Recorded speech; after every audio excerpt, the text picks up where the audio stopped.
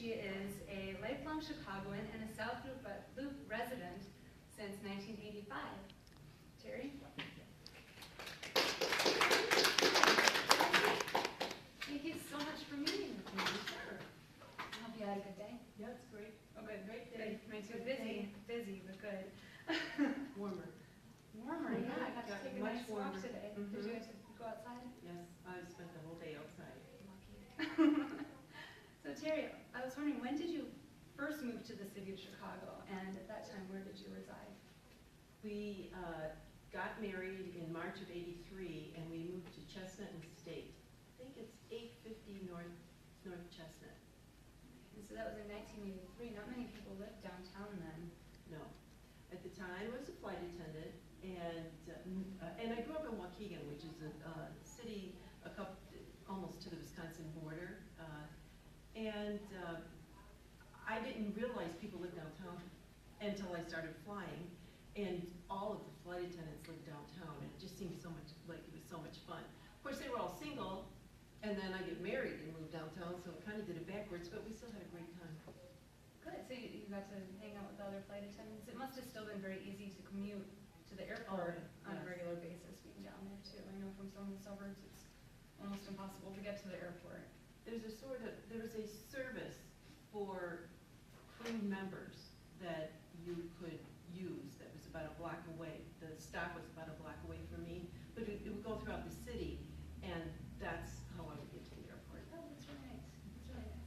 Now, it's my understanding that your first condo purchase was in the South Loop. Is that correct? Mm-hmm. And what made you buy in the South Loop? And I know that the neighborhood was first developed in about 1979, so it was a very, very new neighborhood. Mm-hmm. Yes. Well, that same van that picked up airline personnel to go to the airport, I was always the furthest south at 850 that got picked up, 850 North State. And there was somebody on the bus, meaning they got on further south than me. And I asked her, where did you get on this bus? And she said, oh, it's a place called Dearborn Park. It's great, but nobody lives there. And I can't even believe that I got the van to come down here, which is 8th and State, 801 South Plymouth Court. And really, and it's because we had just got hit with a really big tax bill because we were renting, and our accountant had told us we have to buy a place so that we don't, so that we can start, saving money on taxes. Sure. So I was saying, well, where is this place? Do they? I have $5,000. Where can I move? She goes, you can move there. You can move there. Wow. So, I don't think you can move there with $5,000. No. You couldn't even buy a parking spot. No, you can't. No. No, I mean, about 20 grand more than that. Now I've talked to many people who've lived in the South Loop a long time. They all call themselves South Loop pioneers. And the reason they say that is because there were no amenities down here. There weren't grocery stores. It was about collection with a big movie theater. How did you do all your day-to-day things, errands that you needed to do? What was that like? There was nothing, and now we have everything. The jewel that was closest, and I'd go there, it was on Harrison and Halsted, I think, somewhere over there, and that was our closest jewel, which closest grocery store.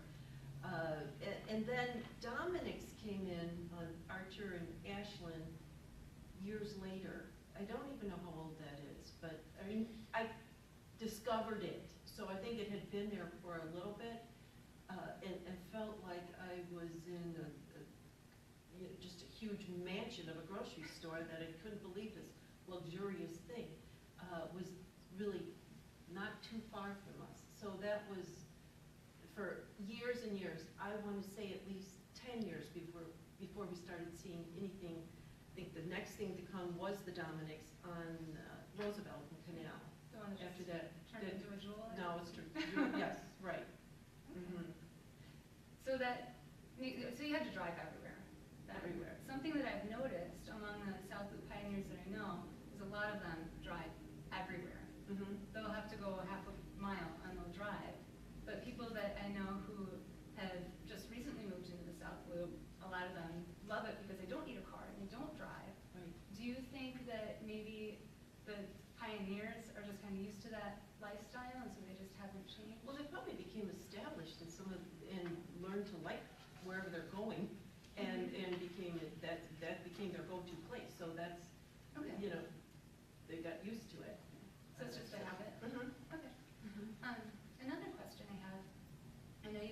children in the South Loop, in the days, as we said, when nobody lived down here, but you grew up in the suburbs. So looking at their childhood and remembering your own childhood, what kind of differences have you seen in lifestyle? Would you have a preference if you had a choice today on where to raise a child, knowing those two lifestyles? Sure. Hands down, 100% the city.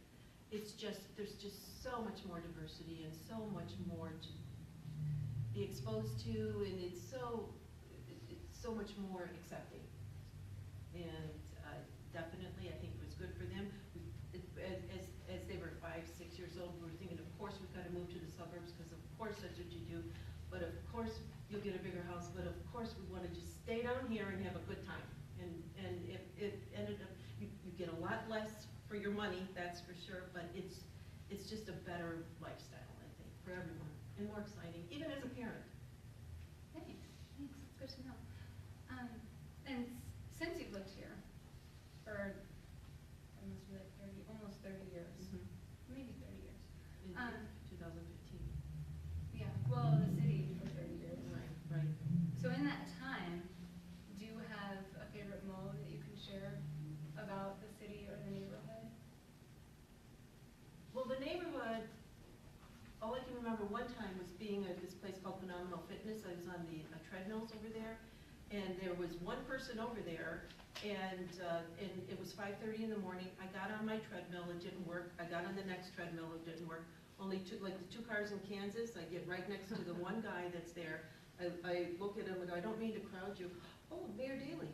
And so, it just looked like, I go, I didn't really mean to do that. He goes, no, and hey, what are you doing here? You shouldn't be here this time of the morning. Aren't you afraid? I go, not anymore.